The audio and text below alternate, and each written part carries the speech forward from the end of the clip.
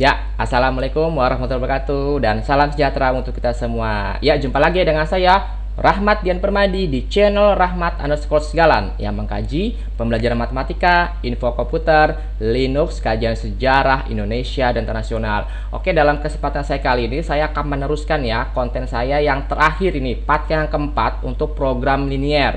Nah, di part yang sebelumnya 1, 2, dan 3 itu udah pernah saya bahas secara gamblang ya, mulai dari bagaimana menyusun notasinya, garis arsirannya, tanda kurang dari sama dengannya. Itu saya harap kalian sudah memahami ya. Jadi jangan sampai nanti terjadi kamu nggak paham tanda kurang dari sama dengan itu seperti apa, seperti itu ya. Oke, lanjut saja ya untuk program linear part keempat ya. Nanti juga untuk part keempat ini saya akan sandingkan ya dengan apa? Dengan software GeoGebra yang tentunya adalah aplikasi dari pertidaksamaan linier yang erat hubungannya dengan program linier. Ya, jangan lupa like dan subscribe di channel Rahmat underscore Segalan untuk mendapatkan konten-konten yang bermakna tentunya. Ya, oke ya. Sebelum kita jauh mendalami untuk pertidaksamaan atau program linier part keempat yang membahas tentang aplikasi dalam kehidupan sehari-hari. Nah, ini saya akan mengingatkan ya, jangan sampai lupa. Saya berkali-kali sudah mengingatkan kalian, tanda kurang dari, lebih dari, kurang dari sama dengan, atau lebih dari sama dengan itu seperti apa, gitu ya. Jadi nanti ini logikanya bermain juga ya. Jadi ketika nanti ada soal tanda barang tidak lebih dari, nah apa artinya? Barang kurang dari atau yang tersedia hanya. Nah, itu kan kata-kata dari logika ya. Jadi kalian nanti akan diterjemahkan ke dalam simbol-simbol, baik itu kurang dari, lebih dari, maupun kurang lebih sama dengan, seperti itu ya. Oke. Nah, untuk yang berikutnya ini konsep yang pernah saya buat ya. Jadi jika kalian ingin memakai konsep yang saya buat ini ya silakan. Jadi ini untuk memahami atau untuk menjembatani konsep-konsep yang ada di buku yang menurut saya itu terlalu bertele-tele ya, makanya saya kompres atau saya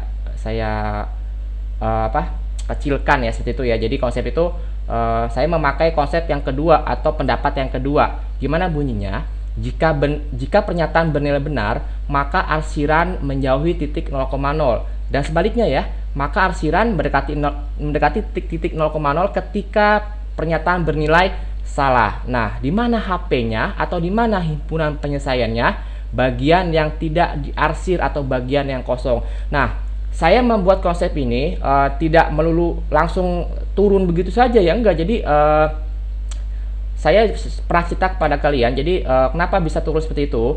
Jadi saya lebih suka kalau ada garis-garis yang saling bertabrakan, itu kan lebih baik kita bukan mengambil arsirannya ya. Jadi nanti ada arsiran dari berbagai garis itu yang memunculkan perpotongan. Jadi perpotongan itu yaitu apa? Bagian yang kosong, seperti itu. Nah, itu logika saya berpikir seperti itu. Jadi kalau kalian punya logika lain ya silakan, monggo ya. Oke, lanjut. Kita langsung saja ya ke materi atau soal yang tersedia ya. Di sini saya hanya membahas satu soal karena satu soal ini kalau kita jabarkan ke dalam folio itu penuh ya. Dari mana? Jadi dari dulu dari logikanya dulu, terus bagaimana kalian membuat arsirannya sampai dengan nilai maksimum dan minimum. Nah, di sini ada soal yang sering banget atau sering saya temukan ya di berbagai soal-soal buku-buku matematika maupun dulu di UNBK ya. Oke ya. Lanjut. Di sini ada pernyataan pesawat mempunyai kapasitas tempat duduk tidak lebih dari 200 penumpang. Oke, logikanya dulu ya. Tidak lebih dari. Berarti boleh lebih gak? Gak boleh. Berarti limit atau batasnya adalah 200 penumpang. Berarti apa tandanya? Kurang dari sama dengan. Nah, seperti itu ya. Jadi dipahami dulu logikanya, lalu diterapkan ke dalam simbol-simbol X maupun Y, seperti itu. Lalu setiap penumpang kelas bisnis hanya boleh membawa bagasi 50 kg. Nah, di sini yang saya garis bawahi ada kata-kata hanya boleh. Berarti apa? Dia tidak boleh lebih ya. Berarti apa? Kurang dari sama dengan 50 kg. Sedangkan kelas bisnis 20 kg untuk masing-masing penumpang. Sama dengan tadi. Berarti apa? Tidak boleh lebih dari 20 kg. Oke, lanjut. Saya rasa mudah ya. Jadi logika itu dipahami dulu ya. Jadi jangan terburu-buru, pelan-pelan dulu. Karena apa? Kalau salah notasi, nanti kalian akan arsirannya akan berbeda atau HP-nya akan tentunya akan berbeda juga kan seperti itu. Nah, pesawat tersebut hanya dapat membawa bagasi 5,5 ton. Nah, hanya dapat membawa berarti apa? Dia limitnya hanya membawa bagasi itu 5,5 ton. Nah, di sini ada ukuran yang berbeda ya, dari ton ke mana? Ke kilogram. Nanti kita akan konversikan ya. Ton itu harus jadi kilogram.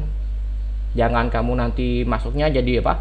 Jadi 5,5 ton dong, enggak. Jadi nanti akan kita konversi ke dalam kilogram karena bagian terkecil atau ukuran terkecil dari soal itu adalah dalam kilogram. Nah, yang terakhir, harga tiket untuk kelas bisnis adalah 800.000 penumpang. Sedangkan kelas ekonomi 600.000 penumpang. Nah, di sini nanti kamu jangan bingung ya. Ini kan ada harga ya. Jadi harga ini nanti kalau di dalam program linear itu namanya fungsi objektif. Itu jangan kita pikirkan dulu, ntar belakangan ya. Setelah dapat arsiran, dapat eliminasi dan substitusi, terus di mana titik-titik ketemunya atau di mana arsirannya, itu nanti kita masukkan ke dalam fungsi objektif seperti itu. Nah, maka gimana pendapatan maksimum maskapai pesawat tersebut sekali terbang seperti itu. Oke, lanjut. Nah, di sini saya bikin logika, X-nya itu adalah kelas bisnis dan Y adalah kelas ekonomi. Jangan terbalik ya. Di sini membahas dulu yang pertama kelas bisnis dulu, baru ekonomi. Oke, lanjut. Nah, di sini kenapa saya buat X plus Y kurang dari 200? Nah, di sini ya. Kemarin waktu part ketiga saya bilang apa? Orang dengan orang, ukuran dengan ukuran. Nah, berarti apa? Orang itu yang mana? Kelas bisnis ditambah ekonomi. Apa ukurannya? Apakah 5.500? Enggak. Ini kan penumpang kelas bisnis ditambah penumpang ekonomi jadi berapa? Kurang dari 200. Gitu ya. Jadi nanti yang tanda kurang darinya itu jangan sampai salah. Misalnya kamu terus gini, X plus Y kurang dari sama dengan 5.500. Ya fatal. Ntar nggak ketemu di mana. Kan gitu. Lanjut. Ya, sekarang nih. Barang dengan barang. Mana barangnya? Barang yang kelas bisnis berapa? 50 kg. Berarti kita tulis di sini notasinya adalah 50X. Ditambah kelas ekonomi 20 kg atau 20 Y kurang dari 5.500. Nah, coba di sini saya akan coret-coret ya. Coret-coret. Kok bisa?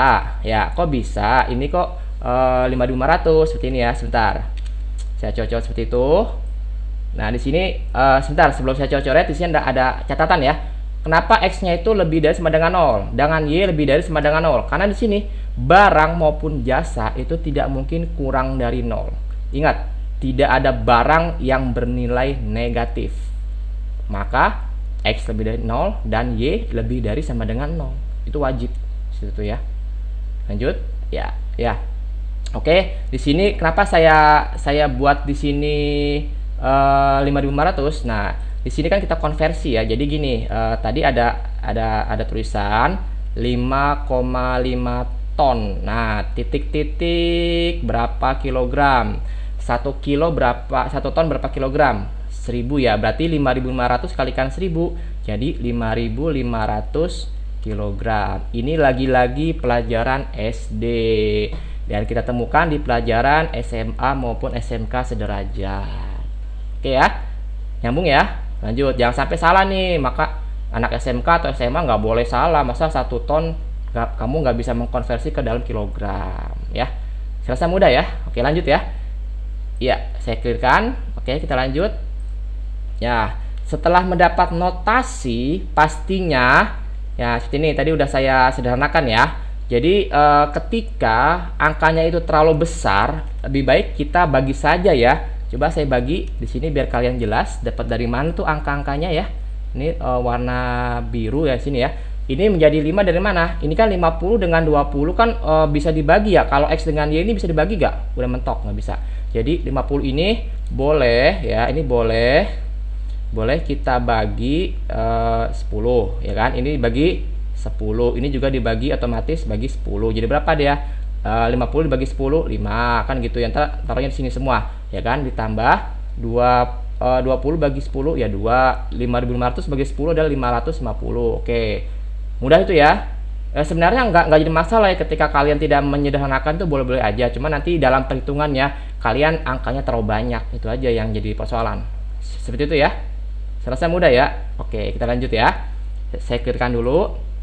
Ya, setelah kita mendapatkan notasi-notasi itu, maka untuk membuat masing-masing ini kita membutuhkan pembuat nol dan grafiknya. Nah, lihat dulu di sini. Di sini ada pernyataan keberapa? Oke, saya coret dulu di sini biar kalian paham di sini ya.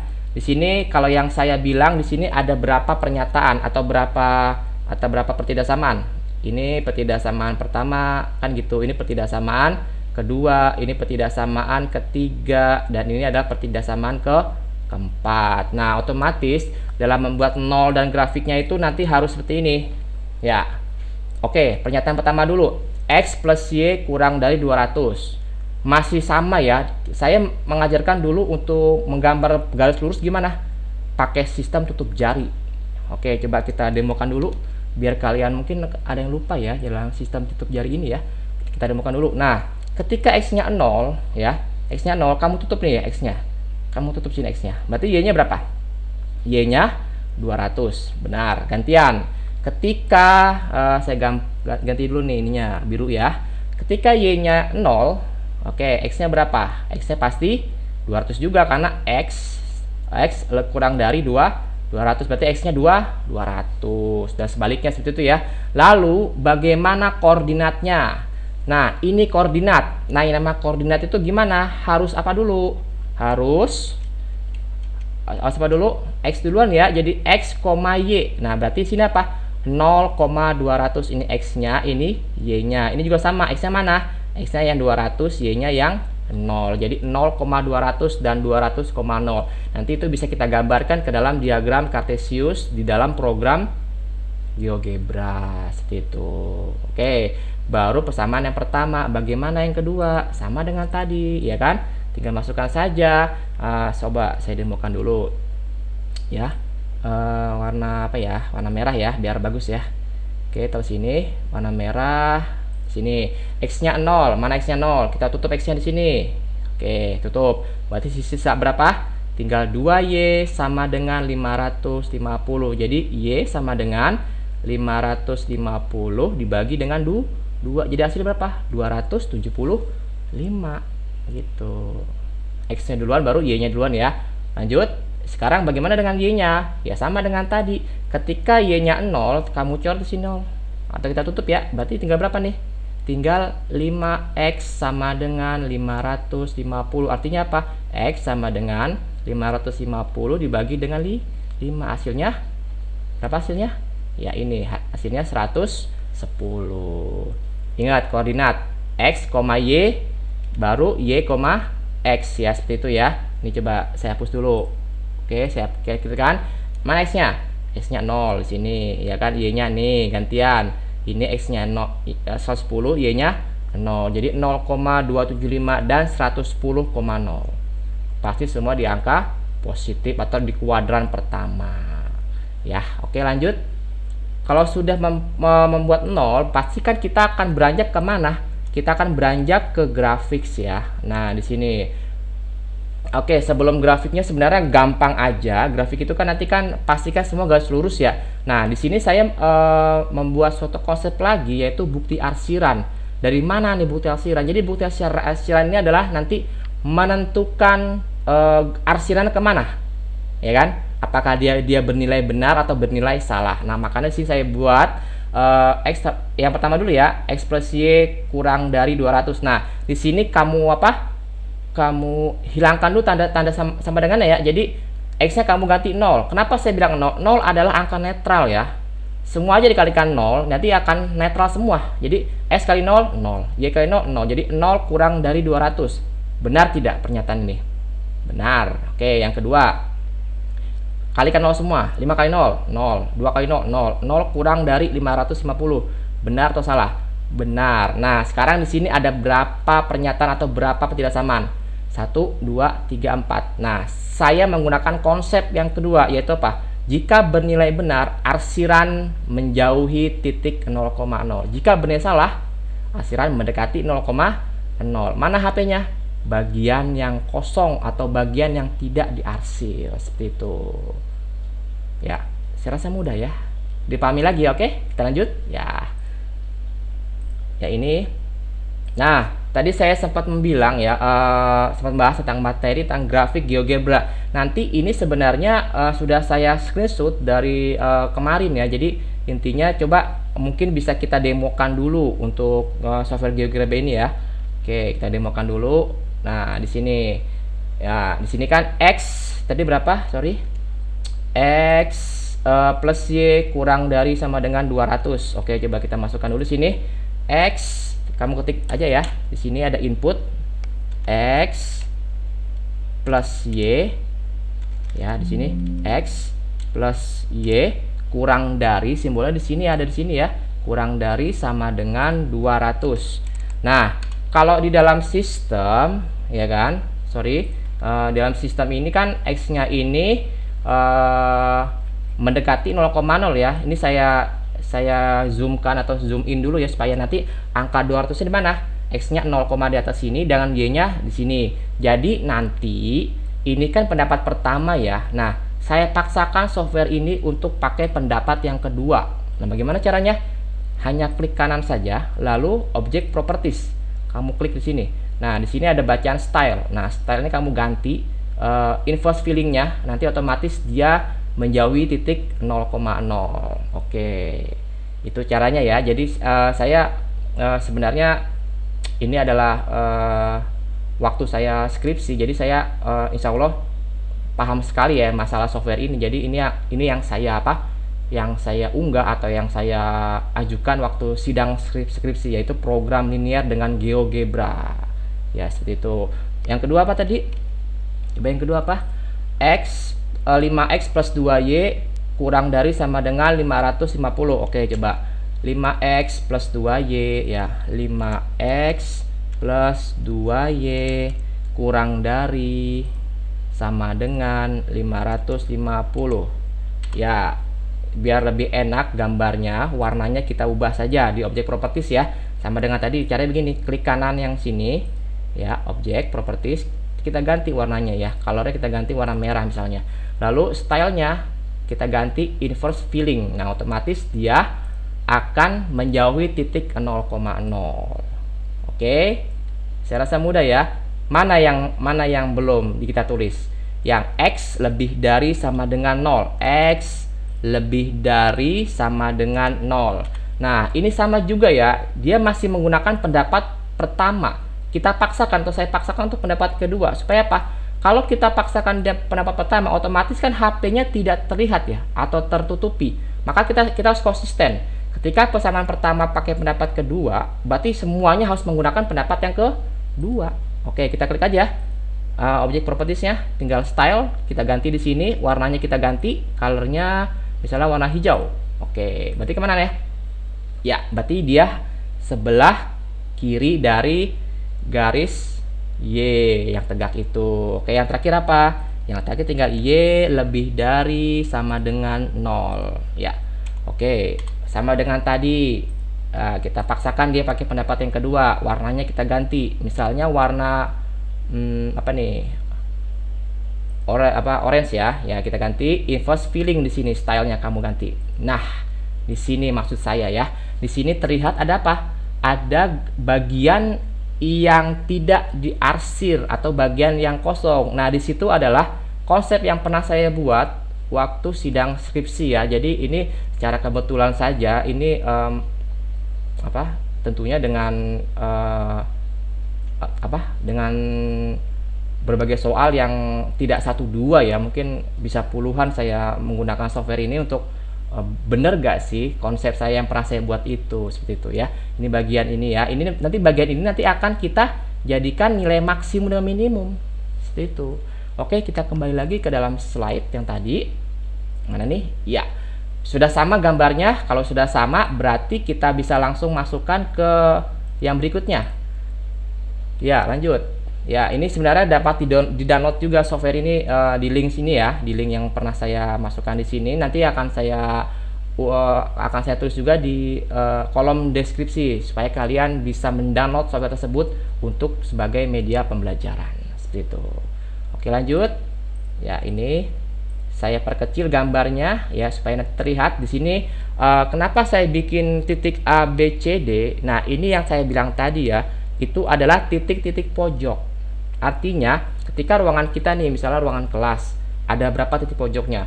1, 2, 3, 4. Nah, berarti kan itu ada 4 titik pojok. Nah, kebetulan di sini saya ada sama dengan 4 titik pojok. Nah, kenapa A di sini, B di sini, C di sini dengan D di sini? Apakah harus begitu? Enggak. Kalau saya lebih suka ya begini ya, jalan ya. Nah, kalau misalnya A-nya kamu di sini, B-nya di sini, ya boleh aja di mana terserah. Yang jelas titik ini harus mempunyai simbol, baik itu A, B, C, D maupun yang lain seperti itu ya. Oke, lanjut. Ya. Kalau sudah mempunyai titik pojok, coba kita masukin dulu titik A yang mana. Nih, di pusat 0,0. Titik B. Nah, di sini saya buat ya 100,0. Jangan terbalik, jangan 0,100 ya, karena dia sejajar sumbu X. Yang C. Nah, ini kita nggak tahu ya, tapi dia adalah perpotongan garis yang warna biru dengan yang warna merah, atau perpotongan garis pertama dengan garis kedua. Nah, ingat, kalau ada perpotongan gimana? Eliminasi dan substitusi. Jangan sampai lupa. Pelajaran SMP maupun MTS sederajat seperti itu. Oke ya.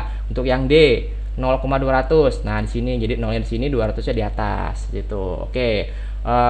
Sebelum kita lanjut, kita bahas dulu ya bagaimana metode eliminasi dan substitusi. Nah, lalu untuk fungsi objektif ini kita abaikan dulu ya. Ini adalah apa? Yang tadi, harga tiket bisnis dan ekonomi. Seperti itu ya, kita abaikan dulu. Kita lebih fokus kepada yang eliminasi dulu ya. Oke, setelah kita tahu metode eliminasinya, nah di sini untuk metode eliminasi terserah ya, kalian mau membuang yang mana dulu. Kalau saya lebih suka membuang yang mudah dulu ya. Di sini coba saya cocok dulu nih supaya kalian jelas ya, atau kalian mengingat kembali, siapa tahu ada yang lupa seperti itu. Oke, warna biru saja. Oke. Di sini kenapa saya kalikan 2? Di sini kan KPK ya. Saya pengen membuang Y-nya. Oke, di sini Y-nya. Y-nya kan ini 2, ini kan 1 ya. Nah, makanya KPK dari 2 dan 1 berapa? Ya 2. Supaya apa? Supaya nanti ini bisa dihabiskan. Jadi sama-sama 0. Kalau sama-sama 0 di sini tandanya apa? Negatif. Ingat, tidak selalu negatif ya. Bisa juga terjadi misalnya begini. Min 2Y sama dengan sekian-sekian. Terus di sini ada 2Y sama dengan sekian-sekian. Nah, berarti di sini tandanya apa? Supaya jadi 0, harus positif. Kan begitu. Supaya apa? Dia habis sama dengan 0. Nah, begitu ya. Jadi tidak selalu di sini negatif, karena kebetulan saja di sini plus dengan plus, supaya habis jadi habis. Jadi tinggal dikurangin 2 dikurangin 5 berapa? Ini coba saya tandai dulu biar warnanya beda ya. 2 dikurangi 5 berapa? 2 dikurangi 5 min 3. Jadi min 3 sama dengan 150, atau min 150 dibagi dengan min 3 ya, sama dengan 50, karena min bagi min jadi plus itu ya. Metode eliminasi. Nah, membuang salah satu persamaan. Nah, kalau sudah membuang itu bisa kita langsung substitusikan ya, karena sudah ada. Saya lebih suka yang angkanya atau simbol gampang aja. Di sini terlihat X plus Y sama dengan 200. Nah, tadi kan ada tanda kurang dan sama dengan ya, itu diabaikan dulu untuk metode eliminasi dan substitusi. X-nya masukin 50, Y-nya yang kita cari ya. Jadi 200 sama dengan Y sama dengan 200 kurangin 50, jadi Y sama dengan 150. Pertanyaannya, bagaimana koordinatnya? Jangan terbalik. X duluan baru Y duluan. Jadi koordinat titik C adalah 50,150. Ada di mana? Yang tadi, perpotongan garis biru dengan merah ya, atau garis pertama dengan garis kedua seperti itu. Serasa mudah ya. Saya ingatkan, jangan sampai lupa metode eliminasi dan substitusi. Oke, lanjut. Ya. Setelah masuk ke metode ini, nah di sini nih, saya ingatkan lagi ya, fungsinya dari objektif apa? Ini ya. 800 itu tadi apa? Tiket untuk bisnis. Nah, yang Y 600.000 untuk kelas ekonomi. Jadi 800.000 X plus 600.000 X. Nah, di sini saya gambarkan. supaya mengingat dulu ya, tadi koordinat titik X berapa? 0,0, berarti masukkan saja di sini 800.000 kalikan X-nya 0, Y-nya 0, karena koordinat titiknya A 0,0 sama dengan 0 rupiah. Dan yang B 100,0 di mana nih? Di sini ya, berarti 800.000 dikalikan 100 ditambah 600.000 kalikan 0, jadi sekian 80 juta. Yang C, nah yang tadi kita bahas ya, eliminasi dan substitusi, berarti berapa? 50,150, tinggal masukkan aja 800.000 dikalikan 50 ditambah 600.000 dikalikan 150 sama dengan 130 juta, dan seterusnya seperti itu ya. Ya, sebentar saya minum terlebih dahulu ya. Oke. Ya, untuk yang D gimana? Yang D kan 0,200 di atas, berarti masukin aja 800.000 kalikan 0 ditambah 600.000 kalikan 200 sama dengan 120. Nah, pertanyaannya, nilai minimum dengan maksimum di berapa sih? Kan yang tanyakan hanya nilai maksimum ya. Sekarang saya tanya, kenapa nilai minimumnya 80 juta? Padahal di sini tertera adalah 0. Nah, di sini konsepnya. Ya, saya itu dulu pindahkan. Catatan ya, nilai minimum 0 jika terletak di titik pusat 0,0, bukan dikatakan nilai minimum. Dan sebaliknya, apa maksudnya? Misalnya gini, 0,0 nilainya 0 itu misalnya ada di titik C, berarti dia termasuk nilai minimum, tapi dia tidak berlaku nilai 0 itu berada di titik 0,0. Karena apa? 0,0 itu adalah netral. Seperti itu ya. Jadi itu logikanya dulu berpikir. Ya, oke, serasa mudah. Ya, ini adalah konsep yang pernah saya buat juga di dalam program linear maupun sistem tidak sama linear. Ya, baik itu satu variabel maupun dua variabel. Oke, berarti sudah jelas ya. Jadi satu contoh dulu, nanti untuk pengembangannya kalian coba untuk contoh-contoh yang lain. Seperti itu ya, dalam pembelajaran matematika di dalam kelas. Seperti itu. Oke, mungkin itu saja ya yang bisa saya sampaikan untuk program linear bagian keempat ini. Jadi jika kalian nanti ada pertanyaan, silakan tinggalkan pesan maupun kritik dan saran yang membangun di kolom komentar seperti itu ya. Ya, jangan lupa like dan subscribe di channel Rahmat_Galan untuk mendapatkan konten-konten yang bermakna tentunya. Ya, terima kasih. Assalamualaikum warahmatullahi wabarakatuh dan salam sejahtera untuk kita semua. Dadah.